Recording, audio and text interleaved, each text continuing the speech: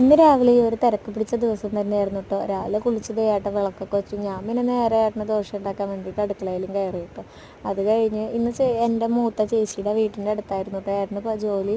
അപ്പം ഞാൻ അങ്ങോട്ട് ആക്കുമോ ചോദിച്ചപ്പോൾ വേഗം റെഡിയായി ആക്കാമെന്നൊരു വാക്ക് കേട്ടപ്പോൾ പിന്നെ ഞാൻ ചടപടയെന്ന് പിന്നെ അവരുടെ ഡ്രസ്സൊക്കെ എടുത്ത് പാക്ക് ചെയ്ത് ഞാനെന്താ റെഡിയായി കേട്ടോ. അത് കഴിഞ്ഞ് എനിക്ക് മോനെ ചേച്ചിയുടെ വീടിൻ്റെ അടുത്തുള്ള ഹോസ്പിറ്റലായിരുന്നു ഞാൻ കാണിക്കുന്നത്. അപ്പോൾ എനിക്ക് അവനെ ഹോസ്പിറ്റലും കൂടി കാണിക്കണമായിരുന്നു. അതുകൊണ്ടാണ് ഞാൻ പിന്നെ വേഗം റെഡിയായത്. അപ്പോൾ അവൻ ഏട്ടനെ കൊണ്ടാക്കിയിട്ട് തിരിഞ്ഞപ്പോൾ പറയുന്നുണ്ട്, അച്ഛാ മെല്ലെ പോണേ അല്ലെങ്കിൽ കോക്ക് പിടിക്കുമെന്ന് പറഞ്ഞിട്ടാണ് അവൻ കയറി വരുന്നത്. പിന്നെ ഗേറ്റിൻ്റെ അവിടെ നിന്ന് വീട്ടിലേക്ക് എത്തണ വഴി ഫുള്ള് അവൻ വിളിക്കും, വലിയമ്മേ വലിയമ്മേന്ന് വിളിച്ചിട്ട് അവൻ അങ്ങോട്ട് ചെല്ലുള്ളൂ കേട്ടോ. ഇതാട്ടോ അവരുടെ വീട്. അപ്പം ഞങ്ങളിതേ ചെന്നപ്പോഴത്തേക്കും അവർ രാവിലെ എണീറ്റ് പല്ലൊക്കെ തേച്ചിട്ട് നിൽക്കണേ ഉണ്ടായിരുന്നുള്ളൂ. കുട്ടി എന്താണെന്നറിയില്ല, കൊണ്ട് ഇരുത്തിയപ്പോൾ തൊട്ടേ ഒരു അരമണിക്കൂർ 3/4 ഈ ഒരു ഇരിപ്പേ ഇരുന്നു. അവൾ അനങ്ങുന്നുണ്ടായിരുന്നില്ല അവിടെ നിന്ന്. അവൾ അങ്ങനെ തന്നെ ഇരിക്കുകയായിരുന്നു. കുറച്ച് കഴിഞ്ഞപ്പോഴത്തേക്ക് ശരിയായിട്ടോ.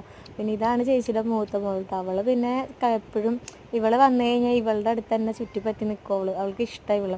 ഞാൻ പിന്നെ അവരുടെ ഡ്രസ്സൊക്കെ മാറ്റിച്ചു. ഇതേ കുറച്ച് കഴിഞ്ഞപ്പോഴത്തേക്ക് അവരുടെ ഡ്രസ്സൊക്കെ മാറ്റിച്ച് അവളുടെ തലയൊക്കെ ഒന്ന് കെട്ടിക്കൊടുത്ത് വെറുതെ കെട്ടിയിരിക്കണം. ഇതൊക്കെ ഇപ്പോൾ അവൾ എടുത്ത് കളയും. പിന്നെ ഞങ്ങൾക്ക് രാവിലെ അവിടെ ചെന്നപ്പോഴത്തേക്കും അപ്പം കഴിക്കാൻ തോന്നുന്നു. പിന്നെ അപ്പമൊക്കെ കഴിച്ചിട്ട് ഞങ്ങളിതേ അപ്പം കഴിച്ചിട്ട് അവിടെ വെറുതെ ഇരുന്നു കേട്ടോ.